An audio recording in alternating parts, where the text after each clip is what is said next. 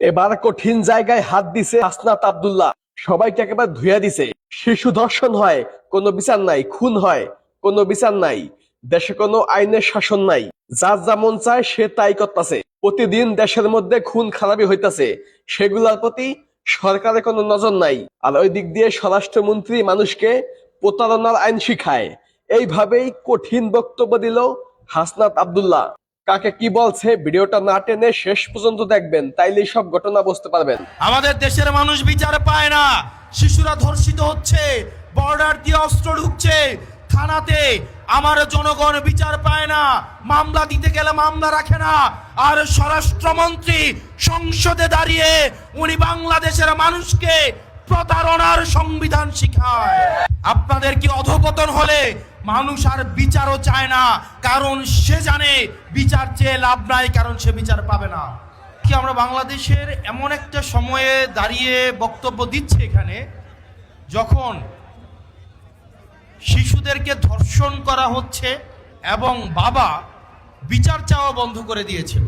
বাবা বিচার চাচ্ছে না, কারণ এই বিচার ব্যবস্থার উপরে বাবার বিশ্বাস নেই।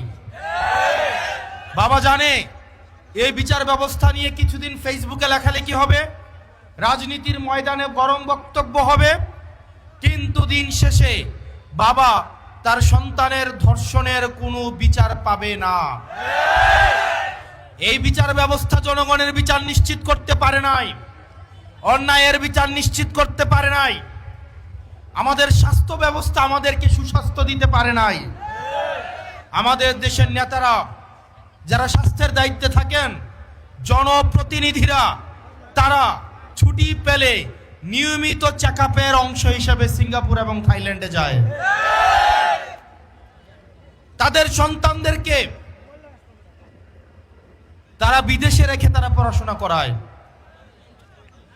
যে লোকটা বাজারে জিলাপি বানায়, আপনি যদি ওই লোকটাকে বলেন ভাই আপনি জিলাপিটা খান, সে যদি জিলাপি খাইতে অস্বীকৃতি জানায়, এই জিলাপির প্রতি কি আপনার আস্থা থাকবে?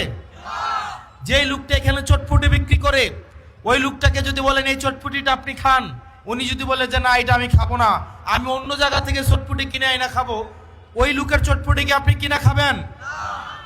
তা আমাদের দেশের যারা স্বাস্থ্য মন্ত্রণালয়ের দায়িত্বে, যারা শিক্ষা মন্ত্রণালয়ের দায়িত্বে, যারা দেশের দায়িত্বে, তারাই দেশের সুযোগ সুবিধা ভোগ করে না, বরং তারা বিদেশ থেকে দেশের টাকা পাচার করে সেখানে গিয়ে সুযোগ সুবিধা নেয়। এবং এটা জনগণের সাথে প্রতারণা করা, এটা জনগণের সাথে প্রতারণা করা। প্রিয় মনোহরগঞ্জবাসী, আমরা এটারই পরিবর্তন চেয়েছিলাম।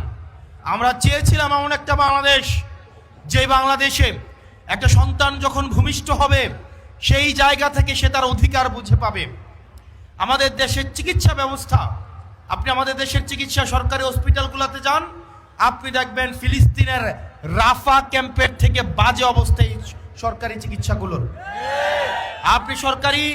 আপনি প্রতিষ্ঠানগুলোতে যান, শিক্ষা প্রতিষ্ঠানগুলোতে যান, সেখানে দেখবেন সেই স্কুলের প্রধান শিক্ষকের ছেলেকে ওই স্কুলে পড়ায় না, সেই এলাকার ইউনুর ছেলেকে স্কুলে পড়ায় না, ডিসির ছেলেকে ঢাকা রেখে পড়াশোনা করায়, আমলাদের ছেলে মেয়েদেরকে বিদেশে রেখে পড়াশোনা করায়। আমাদের দেশের আমলারা বললে মাইন্ড করবে, আপনারা খোঁজ খবর নিয়ে দেখেন, আমলাদের সন্তানরে উনারা দেশে রাখেন না, উনারা বিদেশে রেখে পড়াশোনা করায়। অর্থাৎ উনারা এমন একটা সার্ভিস আমাদেরকে দেন, যেই সার্ভিসটা উনারা নিজেরাই গ্রহণ করেন নাই, যেই সার্ভিসের উপর ওনাদের নিজেদেরই আস্থা নাই। তাহলে যেই সার্ভিসের উপর আমার নিজেরই আস্থা নাই, আমি নিজেই গ্রহণ করি না, এই সার্ভিসটা যখন আমি জনগণকেই দিচ্ছি, তার মানে এই সার্ভিসের মধ্যে অবশ্যই কোনো না কোনো প্রতারণা রয়েছে।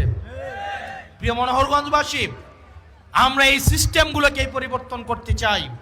আমরা পরিবর্তন করতে চাই, যখন কোনো বিচার প্রার্থী বিচারকের কাছে যাবে, মুখ দেখে তার বিচার হবে না, অপরাধের মানদণ্ড দেখে তার বিচার হবে। আমরা দেখতে পাই ক্ষমতাসীন যারা রয়েছে তারাই যদি থানায় যায়, তারা অপরাধী দলেরও যদি হয়ে থাকে, তারা যদি থানায় যায়, আমরা দেখতে পাই ওসির সাথে বসে তারা খুশবু গল্প করে। একটা নিরীহ মানুষ যাদের নামে বিচার দিতে যাবে, থানায় গিয়ে দেখে তারাই ওসির সাথে বসে টুস বিস্কুট আর দুধ চা, একদম ক্রিমওয়ালা দুধ চা বসে বসে খায়। নিরীহ নিরপরাধ মানুষগুলো তখন থানা থেকে মাথা নত করে চলে আসে, কারণ সে জানে এই থানায় তার বিচার হবে না।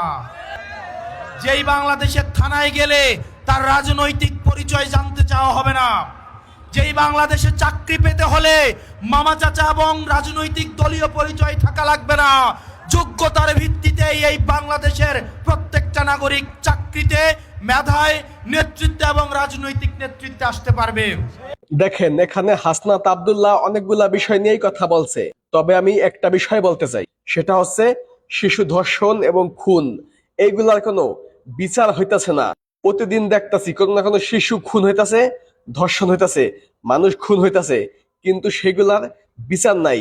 সর্বোচ্চ খুনিকে বা ধর্ষণকারীকে গ্রেপ্তার করা হয়, গ্রেপ্তার করার পর কি হয় সেগুলার দেশের মানুষ জানে না।